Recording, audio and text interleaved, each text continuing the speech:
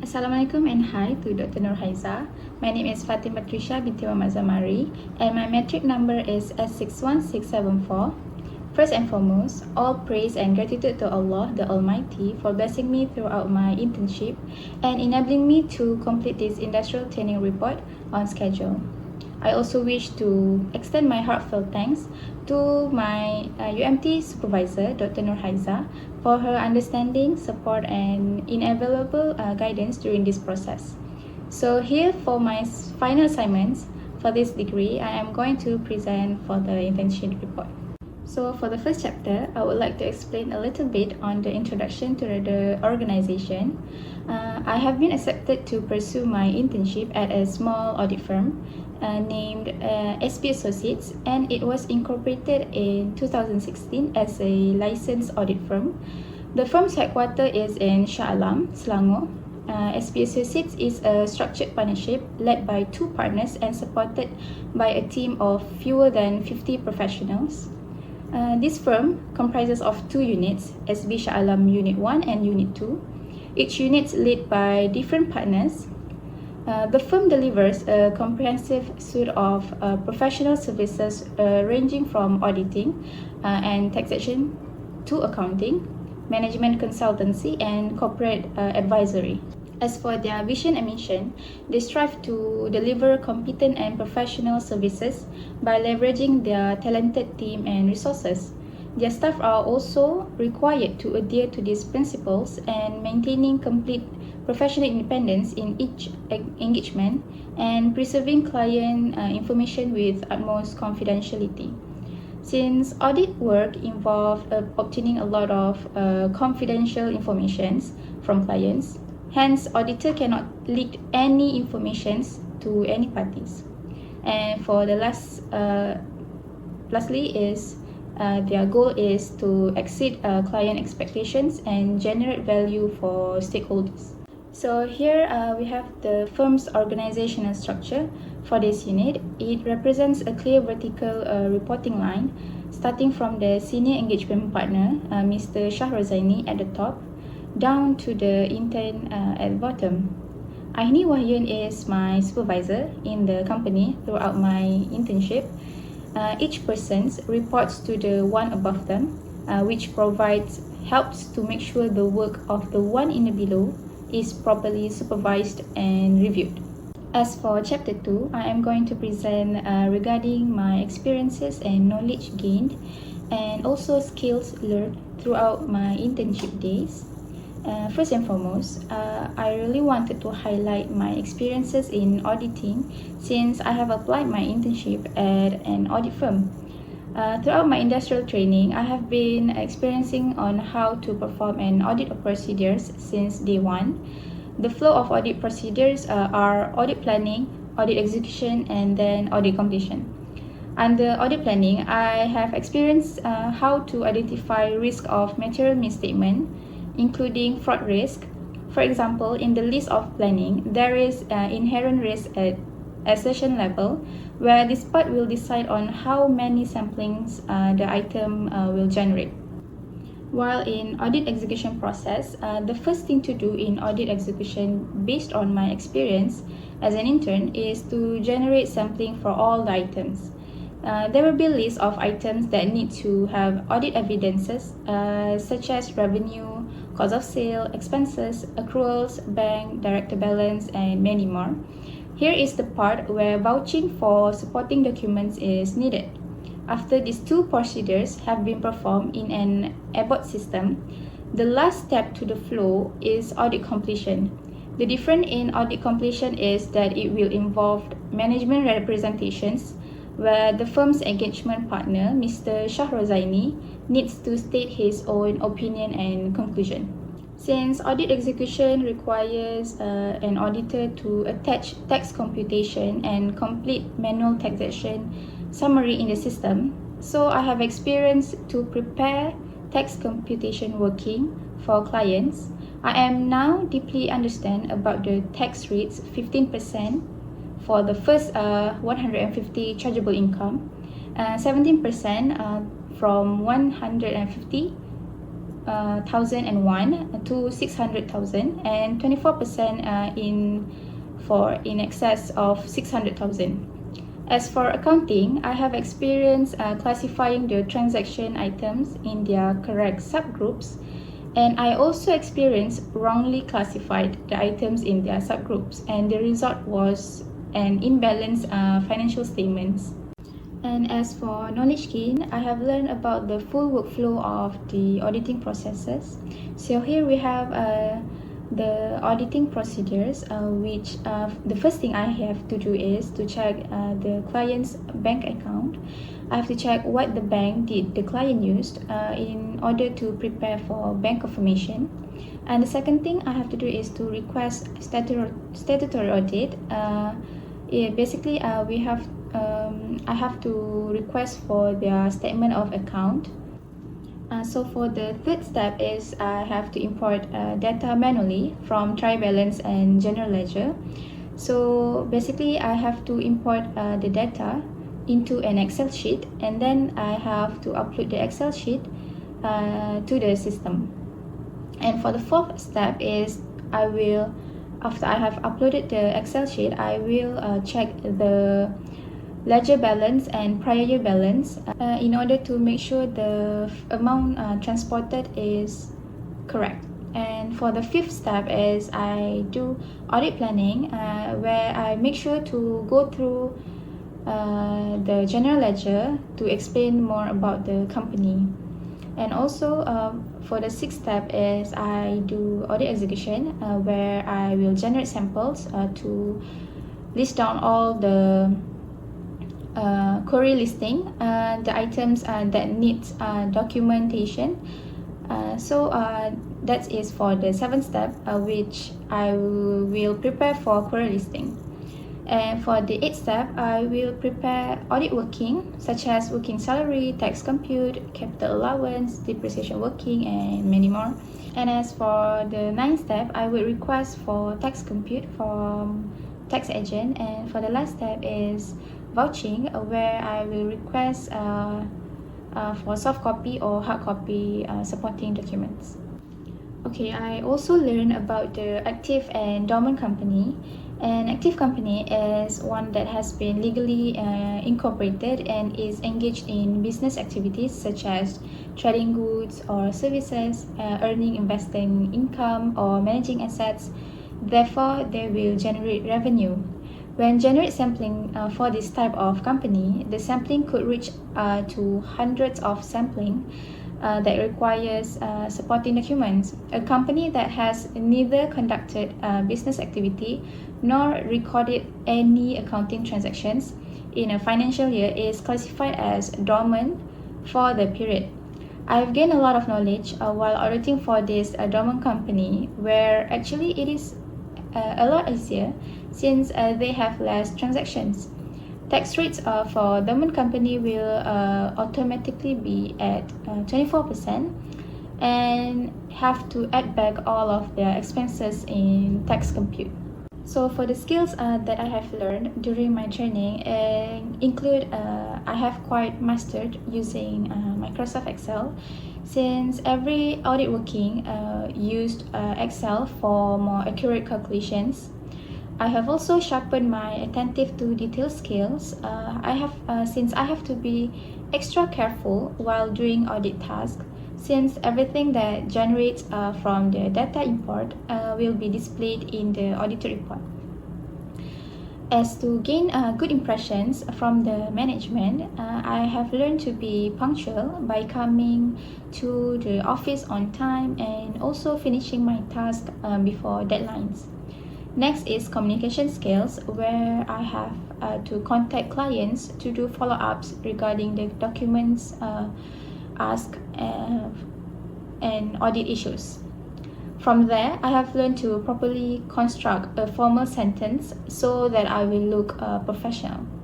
Lastly, a new skills that I have gained during the internship is professional initiative, where I shows proactive engagement and willingness to learn. I also assist my colleagues in completing the auditing tasks.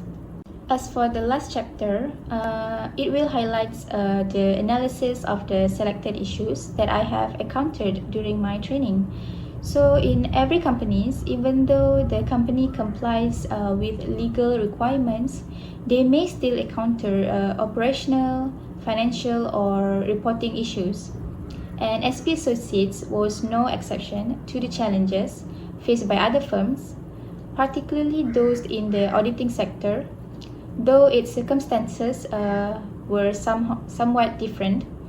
So during my industrial training, I observed that several issues could arise, including inadequate collection of sufficient and appropriate evidence, lack of communication between clients and auditor, and also an existence of misstatement in the financial statement. So for the first issue that I have encountered is inadequate collection of sufficient and appropriate evidence. So the purpose of audit documentation is to provide overview of a company's financial statements and ensure they comply with relevant laws and regulations. Regarding this issue, I can say that it is one of the most critical concerns since it involves audit evidence that are needed for auditing process. I encountered with this issue a couple months before I ended my internship, where at the beginning of auditing this client company, the accountant gave hard copy documents as their supporting. As I went through the documents provided, I noticed that their payment voucher were all in the documents except for the invoices. Since an invoice is a dated commercial document that details and records a transaction between a buyer and a seller, it is an important supporting that clients need to provide to the auditor.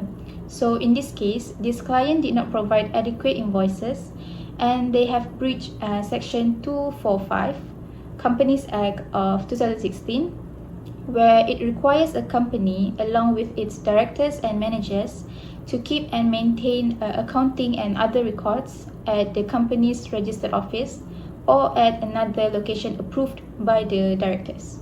Additionally, the court may grant permission for an approved company auditor acting on behalf of a director to inspect the company's accounting and other records. So the effect on audit tasks include auditor cannot properly verify any financial transaction made by clients and also can lead to an auditor issues a qualified disclaimer or adverse opinion. The second issue involves lack of communication between clients and auditors. So Handoko 2016 have conducted a research to examine the ability of the auditor to communicate with clients, and the findings indicates that positive client responses to inquiries contribute to the success of the audit process. Hence, both auditor and client are responsible for communicating and updating on the audit task. And from my experience in my training, the client did not respond to my queries for almost 2 weeks, and they have breached Section 2664 of Companies Act of 2016 that an auditor has the right to access a company's accounting and other records at any reasonable time.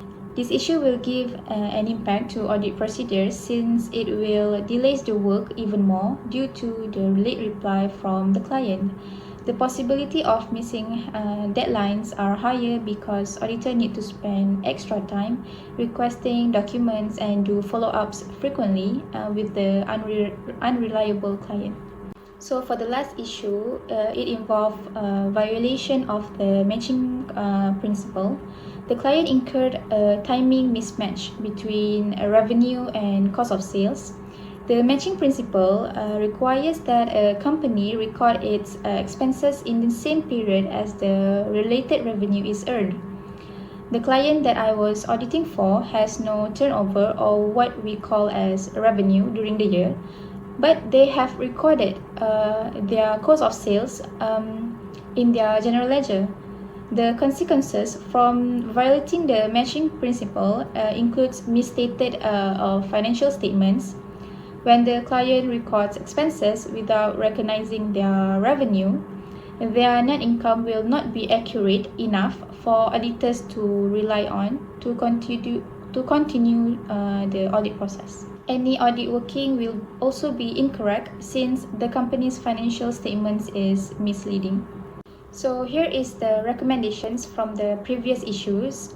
The recommendations for the first two issues would be maintaining an effective auditor-client relationships. It is important to maintain regular communication with clients.